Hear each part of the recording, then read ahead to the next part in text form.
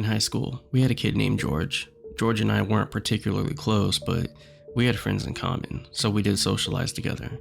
He was a prominent debate team member, and I was more physical with the tennis and ski club. George, in my opinion, was always a little off. I think he had some kind of learning disability, so he was socially awkward. In our sophomore year, he was doing okay and was dating a nice girl in our class. She was a friend of mine, so that kept George and me somewhat in touch.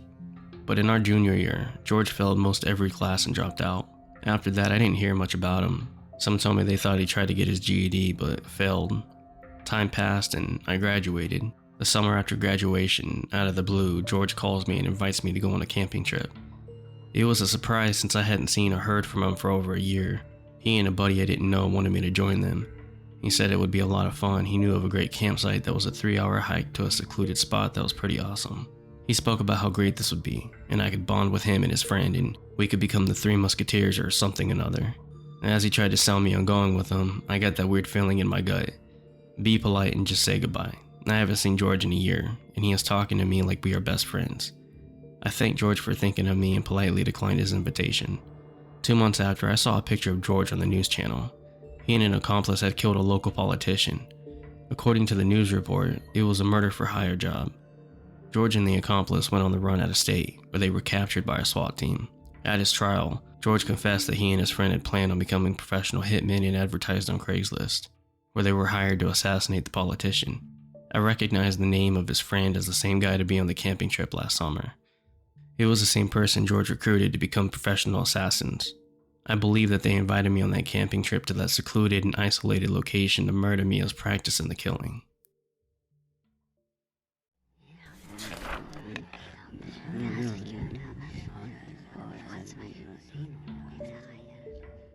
When I was 16, I was in a choir at my high school that performed for a lot of different events around town. One of them was to sing at the middle school sporting events. The middle school in my hometown is just about half a mile from my childhood home, so whenever we had events there, I walked. This one night, I think it was November, we had to sing at a basketball game, and it was obviously dark when I was able to leave. Normally, I wasn't allowed to walk alone at night, but for choir, I was given permission unless I felt unsafe. But there wasn't any reason to be creeped out at first, so I started my walk. Just down from the middle school is a stretch of road with almost no streetlights that has always creeped me out when walking. I crossed quickly and had a fast pace going, as I'm a naturally paranoid human. About 2 minutes into the dark zone, I heard rapid footsteps behind me.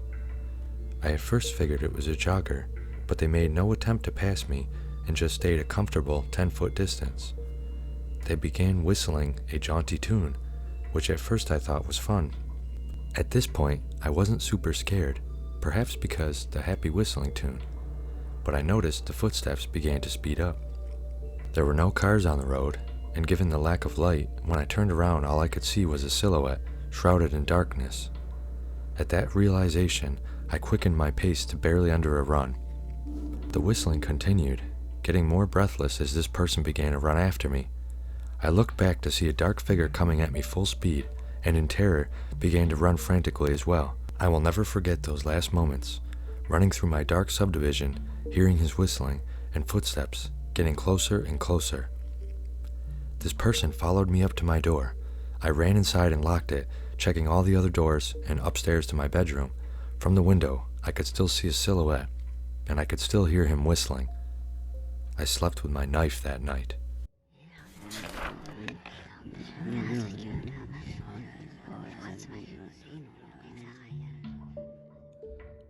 I'm a 23-year-old female, and I live in a small city college town where homelessness, largely due to drug abuse, is a big issue. Down the road from my house at the time, there was a neighborhood market that I always went to. Whenever I'd go to this Walmart, I was always looking over my shoulder because of how many homeless people tended to hang out at this particular store and have on occasion followed me in and out of the store. As a woman in general, I am always on guard, but because of the circumstances surrounding the store, I tend to get very paranoid when I'm there. Anyways, in the middle of the day on a weekday, I decided to stop by said Walmart to grab something small. When I pulled into this Walmart, I always try to park as close to the front as possible with my driver's side facing the store so people can see me better. This day I couldn't find a close parking spot. I instead found the closest thing I could find, and as soon as I pulled into that spot, I had a sinking feeling in my gut. I looked to my left and see two men in a black SUV, and the driver staring at me. I looked away for a second, and when I looked back, I saw the guy in the passenger seat staring at me, as if the driver had told him to look over. There's no way to perfectly describe this, but the look felt almost like a nod of approval to his friend that made me feel very uneasy. Against my better judgment, I decided to turn off my car and head inside. And I figured I was only getting something small, so I'd be in and out no biggie. I grabbed what I wanted, and when I headed to the self-checkout, there was an issue that caused me to have to move to a cashier to check me out, and the whole process ended up taking a lot longer than anticipated. While I was waiting on the cashier, I noticed the man that was in the passenger seat was pacing outside of the front doors of the Walmart looking in. I immediately felt that my gut was correct from earlier, and he was waiting on me to head back to my car. I turned my back to him to check out, and when I looked back, I noticed that he walked inside the store. At this point, I thought I was crazy and that the guy is probably coming inside to get some stuff, and I'm just paranoid from past experiences at this store. Anyways, as I'm leaving, I remembered a TikTok I saw where someone said they had interviewed a man who attacked women, and the man gave a few different reasons as to why he wouldn't attack particular women. One of them being that some women were on FaceTime. As I'm leaving the store and headed to my car, I decided to FaceTime my best friend, who I knew would answer the phone. As soon as I am walking up to my car, she answers, and I look up to see the driver on the passenger side of his vehicle, where I would get into my car, blocking my way with his back passenger door wide open. My heart immediately dropped, and I asked the man to move out of the way. He looked down at my phone and then closed the door and moved out of the way. I'm assuming he looked at my phone to see if I was actually on FaceTime with someone. I quickly got into my car and started to drive away. As I was leaving, I saw the man who was in the passenger seat, who had been pacing in front of the store, coming around the corner quickly with a grin on his face and nothing in his hands from the store. I know I can be a very paranoid person, especially when it comes to this kind of thing. However, the whole encounter felt odd and didn't add up in a way that I felt could be written off that easily.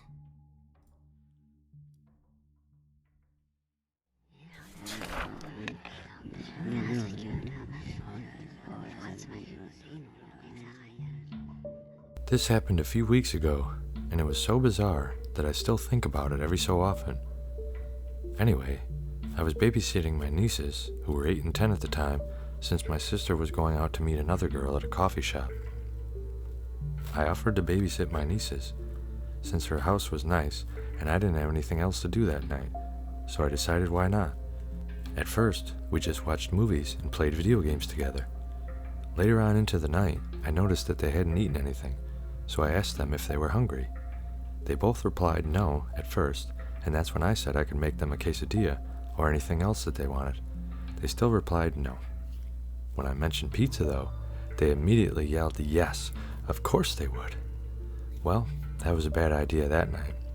When I called the local Pizza Hut, I ordered 2 large pizzas to be delivered. Keep in mind though, that I went outside to make this phone call. Quite loudly I should say, because it was dead silent outside. I only went outside because I noticed a bag on the street, and I thought it was mine or somebody else's. It was just trash when I looked at it closely. I assumed it was the neighbor's trash. 20 minutes later, I heard a doorbell ring. It was the Pizza Hut delivery girl. I paid her in cash, and I took the pizzas to the kitchen where my nieces were eating. Not even 10 minutes later, I heard the doorbell ring again. I was skeptical at first and looked out the window. It was too dark to see much of anything at this point. I opened the door, only to be greeted by an old man with a pizza box in his hand. He said to me, "Hello, son. I got your pizza that you ordered." I tried to answer in a way that would divert the situation. "Oh, I'm sorry. I didn't order any pizza. You must have gotten the location wrong." That's when I tried to close the door, but he pushed his hand hard against it. "Are you sure?" he replied. I firmly replied yes, and I closed the door hard. I thought that was the end of it until one of my nieces told me, "Why is there a man standing outside our house?" I was confused, but my heart started to pound when I thought it was the same old man from earlier. It was. It was the same old man still standing outside the house, pizza box still in his hands. I was absolutely livid. I opened the door furiously and yelled at him that I would call the cops immediately. He ran off. My sister arrived 2 hours later, and I told her of what happened. She immediately looked concerned and asked me who it was. I told her it was an old man who was impersonating a pizza delivery worker. I don't know what she did after I told her. I'm not sure if she called the cops to file a report or not.